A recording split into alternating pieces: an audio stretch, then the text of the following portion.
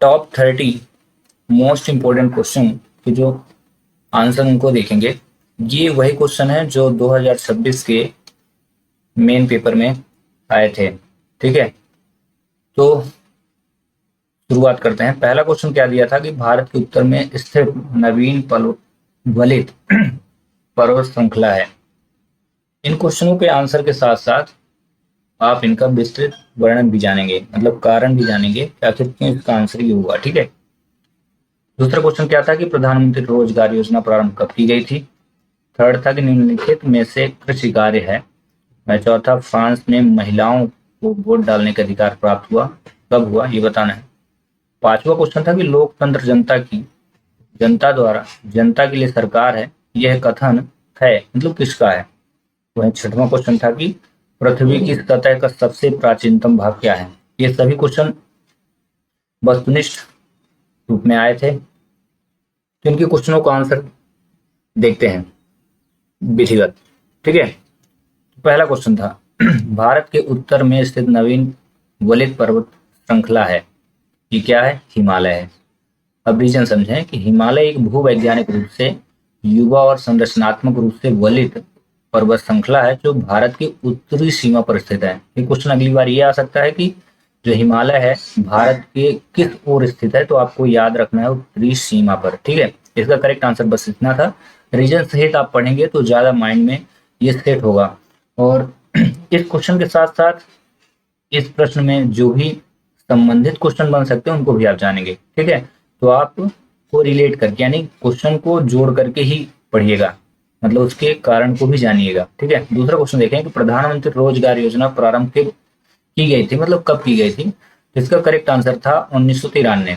अब रीजन समझें कि शिक्षित बेरोजगार युवाओं को स्वरोजगार के अवसर प्रदान करने के लिए इस योजना की शुरुआत की गई थी। हो सकता है कि अगली बार क्वेश्चन पूछे कि प्रधानमंत्री रोजगार योजना क्या है, तो आप ये बता सकते हैं कि शिक्षित बेरोजगार युवाओं को स्वरोजगार के अवसर प्रदान करने के लिए योजना का क्रियान्वयन किया गया, जिसे प्रधानमंत्री रोजगार योजना कहा जाता है। और इसकी शुरुआत कब हुई, 2 अक्टूबर 1993 में। देखिए ऑप्शन ने 1993 दिया था, अगली बार हो सकता है कि पूरा का पूरा पूछे, तो आपको पूरा पढ़ना है। ठीक है, अगला देखेंगे निम्नलिखित में से एक कृषि कार्य है, तो फसलें उगाना कृषि कार्य है।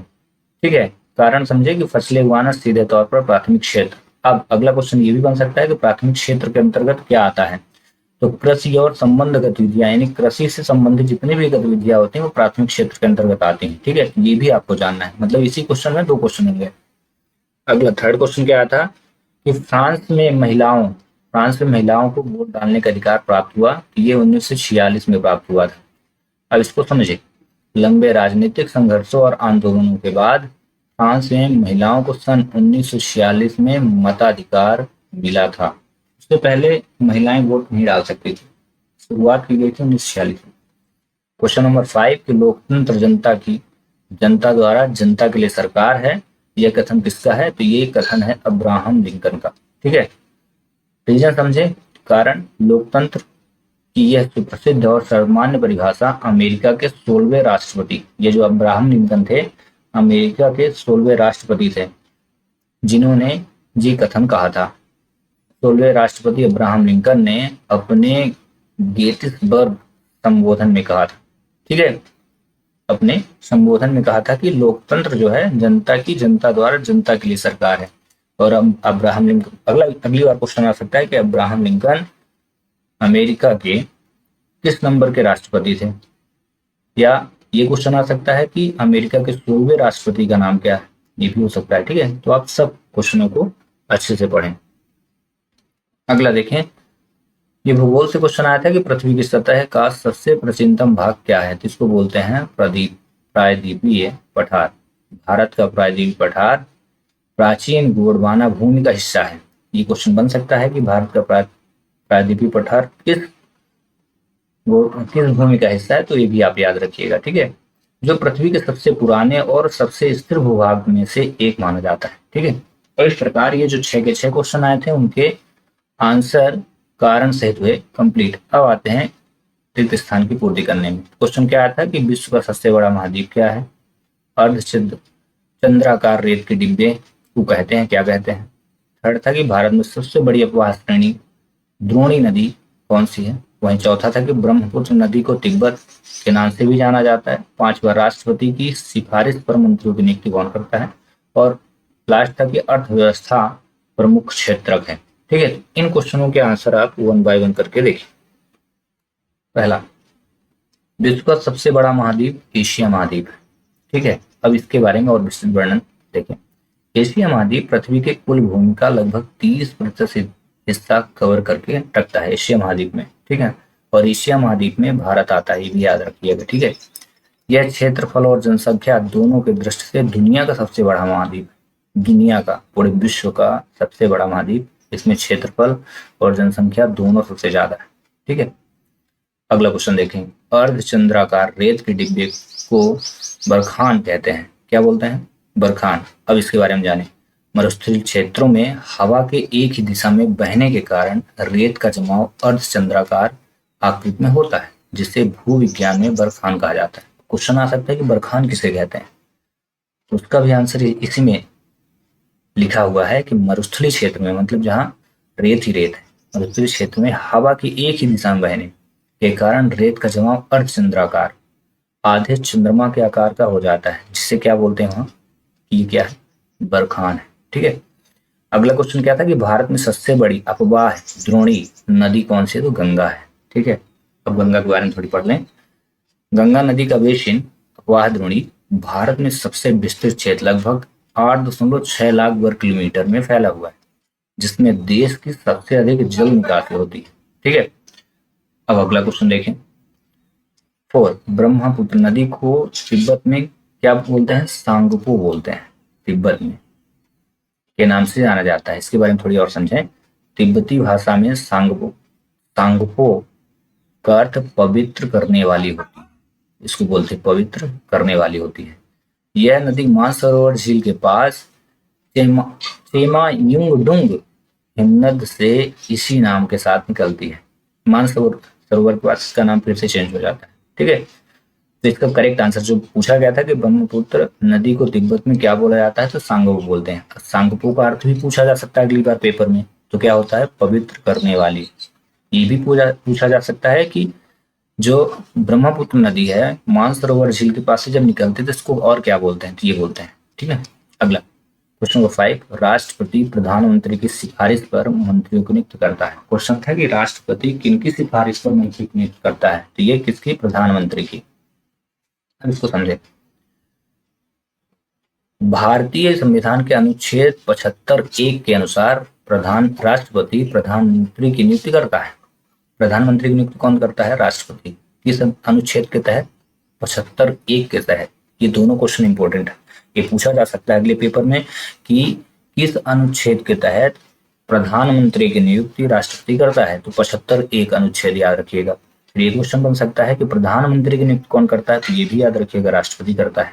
ठीक है, और फिर प्रधानमंत्री की सलाह पर, सिफारिश पर ही अन्य केंद्रीय मंत्रियों की नियुक्ति, जितने भी केंद्रीय मंत्री जो नियुक्त किए जाते हैं तो प्रधानमंत्री के सिफारिश पर या सलाह पे किए जाते हैं। ठीक है ना। क्वेश्चन नंबर 6 पे जाते हैं। अर्थव्यवस्था पूछा गया था इकोनॉमिक्स से। अर्थव्यवस्था के 3 प्रमुख क्षेत्रक हैं, मतलब पूछा था कि अर्थव्यवस्था के कितने क्षेत्रक हैं, जो 3 होते हैं। अब कौन कौन से, उनको देख लें। ये क्वेश्चन आ सकता है 2 अंक में, आ सकता है अगली बार की अर्थव्यवस्था के कितने क्षेत्र होते हैं उनके नाम लिखें। तो इसी क्वेश्चन में देखो एक्सप्लेन करके बताया जा रहा है। फिल इन द ब्लैंक्स, अगर सिर्फ फिल इन द ब्लैंक्स बताता तो 3 बताता, लेकिन इसको एक्सप्लेन किया तो सब चीजें कनेक्ट हो गई। देखिए, आर्थिक गतिविधियों के आधार पर किसी भी अर्थव्यवस्था को मुख्य रूप से 3 भागों में बांटा गया है। कौन कौन से, प्राथमिक क्षेत्र, द्वितीय क्षेत्र और तृतीय क्षेत्र। अब एक क्वेश्चन ऑब्जेक्टिव बना था कि प्राथमिक क्षेत्र के अंतर्गत क्या आता है, तो ध्यान रखिए कृषि और कृषि से संबंधित जितनी भी चीजें होती हैं। द्वितीय क्षेत्र के अंतर्गत क्या आता है, उद्योग धंधे जो होते हैं वो द्वितीय क्षेत्र के अंतर्गत आते हैं। और तृतीय क्षेत्र के अंतर्गत क्या आता है, सेवा। ठीक है, तो ऑब्जेक्टिव क्वेश्चन पूछ सकता है कि सेवा किस क्षेत्र के अंतर्गत आता है, या पूछा जा सकता है कि उद्योग किस क्षेत्र के अंतर्गत आता है, या पूछा जा सकता है कि प्राथमिक क्षेत्र का संबंध किससे। ठीक है, तो इस क्वेश्चन को तो आपको याद करना है, साथ ही साथ ये जो कारण लिखा है इसमें जितने भी क्वेश्चन मिल रहे हैं उनको जरूर याद कर लीजिएगा। अगर होना है आपको पास तो जो मैं आपको बता रहा हूँ उसका आपको करना पड़ेगा अभ्यास। ठीक है, अगला क्वेश्चन आया था कि सत्य असत्य का चयन करना है। ठीक है, पहला था कि मैग्रो वन सुंदरी नामक बच्चों के लिए प्रसिद्ध है, हिटलर गणतंत्र का समर्थक था। वहीं तीसरा था कि लोकतंत्र में शासकों का चुनाव जनता द्वारा किया जाता है। चौथा था कि पालमपुर के किसान केवल 2 फसलें उगाते थे। पांचवा था कि ऊंचे पहाड़ों पर स्थित घास के मैदानों को रेवड़ कहते हैं क्या। वहीं छठवां था कि जनसंख्या परिवर्तन में प्रवास की कोई भूमिका नहीं होती। ये 6 क्वेश्चन थे। अब इनके सत्य और असत्य को जानेंगे कारण सहित। तो समझे, पहला क्वेश्चन, मैग्रो वन सुंदरी नामक क्षेत्र के लिए प्रसिद्ध है, बिल्कुल सत्य है। क्यों है देखिए, गंगा ब्रह्मपुत्र डेल्टा में पाए जाने वाले मैग्रो वनों में सुंदरी वृक्ष प्रचुर मात्रा में मिलते हैं। ये कहाँ मिलते हैं समझिएगा, मैग्रो वन कहाँ मिलते हैं, गंगा और ब्रह्मपुत्र के डेल्टा में। ठीक है, एक क्वेश्चन ही बन सकता है। इस कारण इस क्षेत्र को क्या बोलते हैं, सुंदरवन कहा जाता है। ठीक है ना, सुंदर क्षेत्र होने के कारण सुंदर सुंदर वृक्ष मिलते हैं, इसी कारण से इसे सुंदरवन बोलते हैं। ठीक है, तो पहला आंसर जो था वो सत्य था। दूसरा देखें, हिटलर गणतंत्र का समर्थक था, तो बिल्कुल ही असत्य है। ठीक है, अब समझे तो क्या था इसके बारे में जाने। एडोल्फ हिटलर लोकतांत्रिक और गणतांत्रिक व्यवस्था का विरोधी था, समर्थक नहीं था। अगर यहाँ पे विरोधी होता तो फिर सत्य कहना पड़ता। ठीक है, लेकिन ये क्या था, समर्थक नहीं था, विरोधी था। उसने जर्मनी के वाइमर गणतंत्र को समाप्त करके एक क्रूर तानाशाही शासन की स्थापना की थी। ठीक है, तो दोनों चीजें हो गई। पहली बात तो क्वेश्चन का आंसर पता चल गया कि असत्य है, और दूसरा रीजन क्यों असत्य है, क्योंकि वो समर्थक ना होकर के क्या था, विरोधी था। अब तीसरा क्वेश्चन पे आते हैं। लोकतंत्र में शासकों का चुनाव जनता द्वारा किया जाता है, तो बिल्कुल सत्य है। ठीक है, डेमोक्रेसी बोलते हैं लोकतंत्र को इंग्लिश में। लोकतंत्र की मूल परिभाषा ही यही है कि जनता का जनता के लिए और जनता द्वारा शासन है। ठीक है, जहां नागरिक मतदान के माध्यम से अपने प्रतिनिधि को चुनते हैं। ठीक है,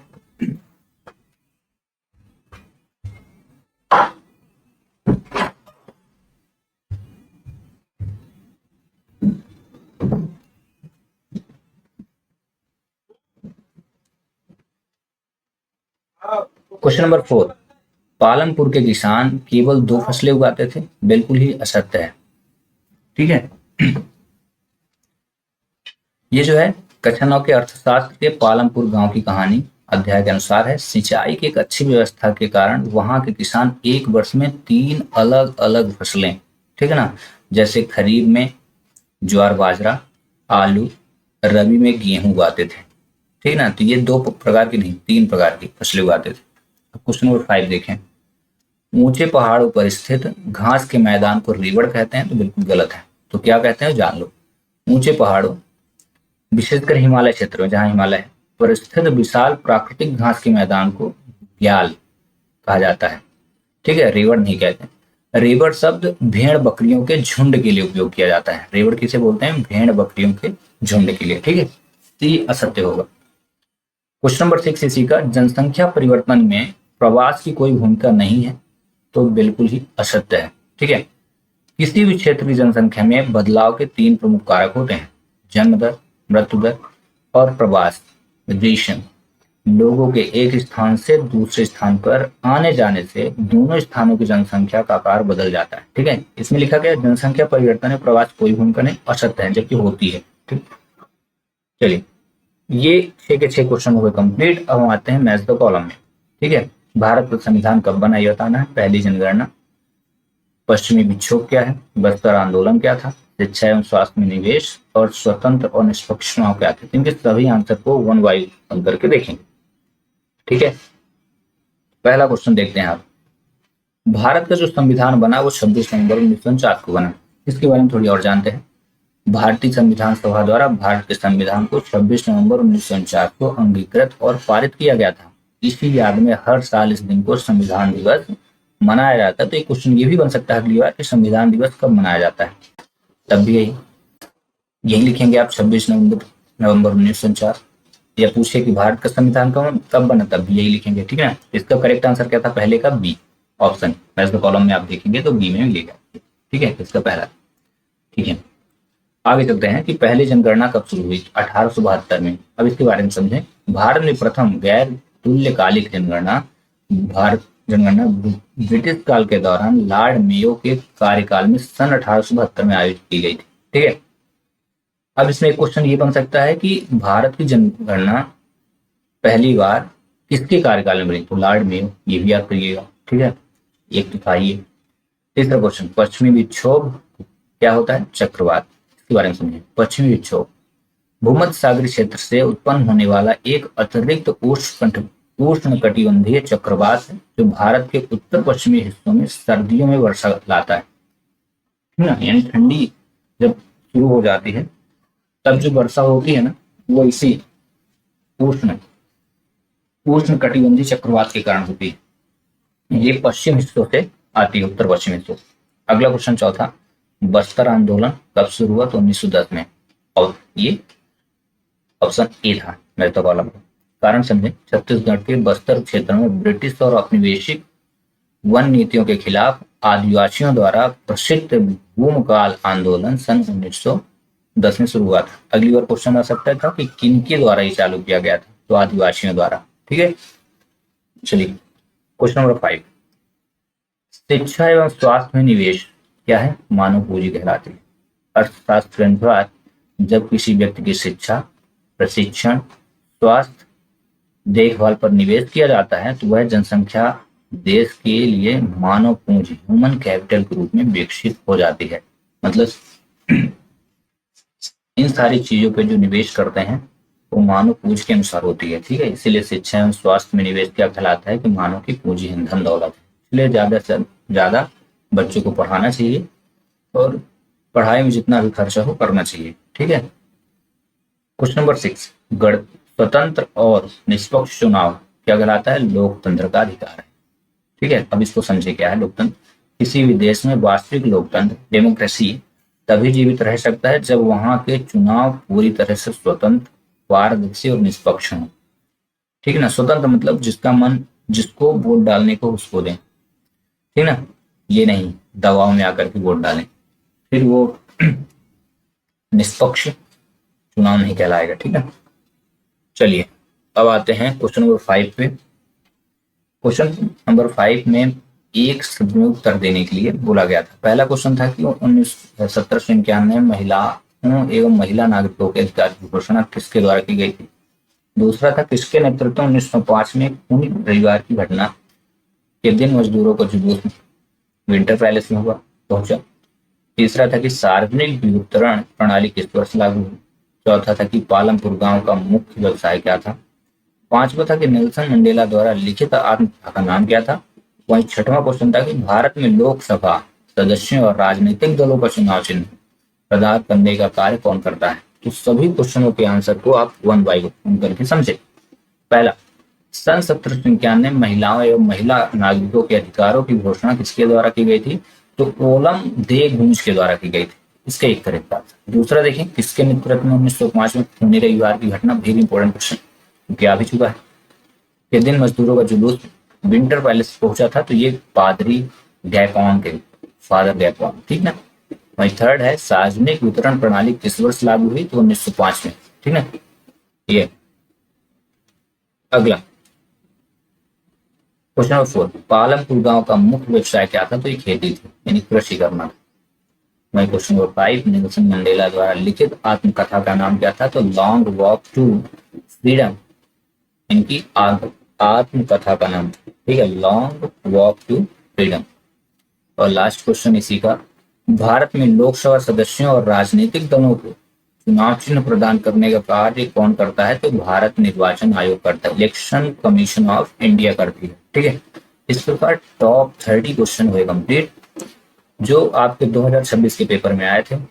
इन 30 मोस्ट इंपोर्टेंट क्वेश्चन के साथ साथ कम से कम 30 और एक्स्ट्रा क्वेश्चन आपको बता दिए गए। अगर आपने अच्छे से समझा होगा तो आपको पता चला होगा कि 30 + 30 हो गया, यानी 60 क्वेश्चन की तैयारी एक ही लेक्चर में हो गई। इसी प्रकार आप 4 से 5 लेक्चर, यानी 4 से 5 ऐसे क्वेश्चन जो पेपर में आ चुके हैं, उनको अगर आप पढ़ लेते हैं और उनको याद कर लेते हैं तो श्योर है कि आपका एग्जाम आसानी से निकल जाएगा, मतलब आप पेपर में आसानी से पास हो जाएंगे। अगर आपको ये क्वेश्चन और क्वेश्चन से रिलेटेड जो आंसर मैंने आपको बताया समझ में आया, तो इस वीडियो को अपने यार दोस्त मित्र सखा फ्रेंड को जरूर सेंड करिए, जिससे उनका भी भला हो जाए। ठीक है, चलिए मिलते हैं कुछ नए प्रश्नों के साथ नए लेक्चर में। Thanks for watching.